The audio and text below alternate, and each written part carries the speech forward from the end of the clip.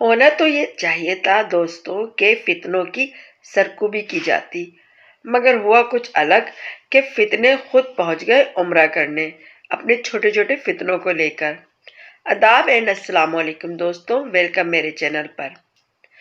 فتنوں کی سرکوبی ایک اہم کام ہے، مگر یہاں ہو یہ رہا ہے کہ فتنے اتنے طاقتور ہیں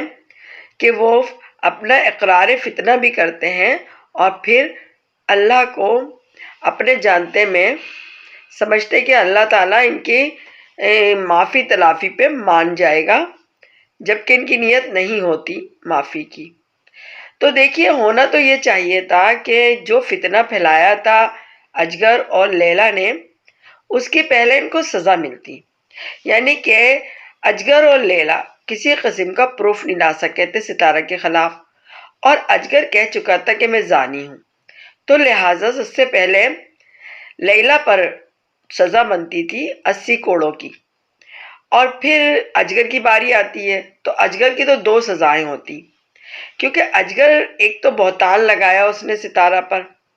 تو اس کے 80 کوڑے پڑنے چاہیے تھے۔ اس کے بعد اس نے زنا کا اعتراف کیا، اللہ جانے کہاں کہاں منہ کالا کر کے آیا ہے، اور پھر بے گناہ ستارہ پر الزام لگا دیا۔ تو اب اس کی سزا تھی، اس کو پتھر مارے جاتے، اور اتنے مارے جاتے جب تک یہ مر جاتا، مگر نہیں، یہ لوگ پہنچ گئے عمرہ کرنے۔ اور ہمارے مسلمان جو خود کو مسلم کہتے ہیں، وہ نہ قرآن پڑھتے ہیں، نہ اس کو سمجھتے ہیں، اور نہ عمل کرتے ہیں۔ اگر وہ تھوڑا سا بھی قرآن جانتے تو اس زانی شخص کی واہ میں واہ نہیں ملا رہے ہوتے۔ ابھی وہ عمرہ کر کے آیا ہے، مگر لگتا ہے وہ کسی تفریحی مقام پر گیا تھا اپنی بیوی بچوں کے ساتھ، کیونکہ وہ بالکل خالی ہاتھ لوٹ آیا ہے۔ اگر توبہ کی بات کی جائے تو توبہ جب ہی قبول ہوتی ہے زانی کی، خاص طور پر کہ جب وہ خود چھپ کے کر چکا ہو، اور پھر توبہ دلی دل میں یا جیسے بھی سجدے میں اپنے اللہ اور اس کے درمیان معاملہ رکھے، تو ہو سکتا ہے کہ اللہ پاک اسے معاف کر دے۔ مگر یہاں تو بوال دہنگ پوری دنیا کو بتایا گیا ہے، تو بھائی جب پوری دنیا کو بتایا جاتا ہے تو اس کی سزا وہی ہے جو ہمارے نبی صلی اللہ علیہ وسلم نے فرمائی ہے۔ لیکن یہاں تو عمرہ گئے، عمرہ سے واپس آئے، اور اب اپنی کمیونٹی ڈال رہے ہیں، جس میں وہ مریم کو بھی دھمکا رہے ہیں ویسے کہ ویسے ہی، اور اپنی کمیونٹی ڈال کے بتا بھی رہے ہیں کہ میں گوہا کی لائف میں ہوں، یعنی وہی گوبر گھو میں گھسے میں۔ یعنی آپ نوٹ کیجئے کہ اصل معافی کس طرح ہوتی ہے، اور جو معافیاں اس طرح مانگی جاتی ہیں جیسے کہ انہوں نے کیا، تو اس طرح کی معافی تو کبھی قبول نہیں ہوتی، کیونکہ جب معافی قبول ہوتی ہے تو بندے میں بدلاؤ نظر آنے لگتا ہے، مگر ایسا کچھ بھی نہیں ہوا۔ جیسے گئے تھے خالی ہاتھ ویسے لوٹ آئے، یعنی حرم پاک وہ جگہ بن گئی جیسے تفریحی مقامات ہوتے ہیں۔ ہم جب تفریحی مقامات میں جاتے ہیں تو سیر و تفریح کر کے آ جاتے ہیں، وہاں پہ جو جو اصول و قاعدے ہوتے ہیں ان کو فالو کرتے ہیں اور اپنے گھر واپس آ جاتے ہیں۔ مگر جب ہم حرم پاک جاتے ہیں اور اللہ کے گھر جاتے ہیں تو ہمارا معاملہ بہت ہی عقیدت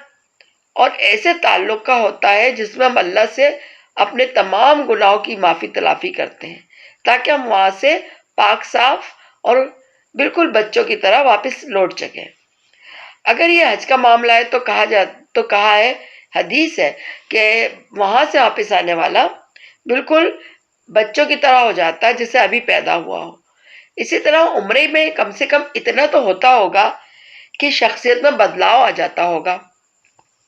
کیونکہ جب بھی اللہ پاک کسی کا نیک عمل قبول کرتے ہیں تو اس کی جھلک، اس کی تمام اچھائیاں اس شخص میں نظر آنی شروع ہو جاتی ہیں۔ اور جب اللہ پاک کسی کی